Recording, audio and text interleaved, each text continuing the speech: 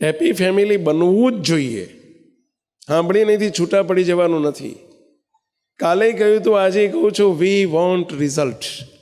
ચલો બોલો જો બધા, we want result, we want improvement.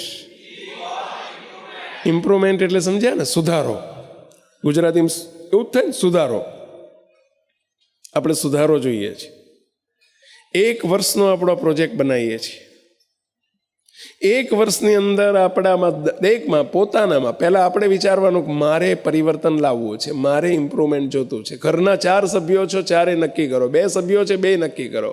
6 સભ્યો છો, 6 નક્કી કરો. બાળકોને નક્કી કરાવો અત્યારથી કે આપણે હેપી ફેમિલી બનાવવું હશે ને તો 1થી નહીં થાય, સહિયારા પ્રયાસથી થશે.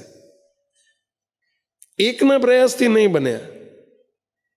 બધા જ સભ્યો નક્કી કરો કે આપણો પરિવાર હસતો ખીલતો આનંદ કરતો કાયમ રહે. કૂતરું તાણે ગામ ભણી, શિયાળ તાણે સીમ ભણી, પેલી ગુજરાતીમાં કહેવત છે ને પહેલા, એક આમ ખેંચે ને એક આમ ખેંચે, ઓલો આમ બોલે ઓલો આમ બોલે, એકબીજાનું મોઢું જોવું એ ગમે નહીં, પછી એકબીજાને લબડીને પછી એકબીજાની અંડરમાં રહેવું પડે, એ વસ્તુ જુદી છે. અને એવી રીતે દાડા કાઢીએ પછી આપણે. આ તો કઈ હેપી ફેમિલી કહેવાય? દાડા કાઢવાના હોય હેપી ફેમિલી કહેવાય? બાપાએ દાડા કાઢતા હોય, માય દાડા કાઢતી હોય બિચારી, અને છોકરાએ જુવાની દાડા કાઢતા હોય કે હવે આ ડોહાથી ક્યારે છૂટીએ ને ક્યાંક જઈએ, વિદેશમાં જતા રહીએ, અથવા તો ચલો જુદા રહેવા જતા રહીએ. હવે દાડા કાઢે એ કઈ હેપી ફેમિલી કહેવાય? દાડા તો કૂતરાય કાઢે છે. કૂતરાય દાડા નથી કાઢતા પહેલા?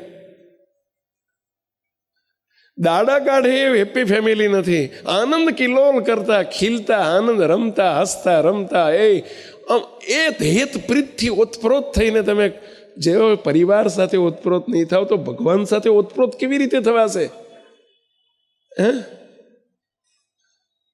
આપણે તો પછી એ છોડીને પાછું ભગવાન સાથે ઓતપ્રોત થવાનું છે. પણ એક પરિવાર સાથે તો સ્નેહ બનાવીએ.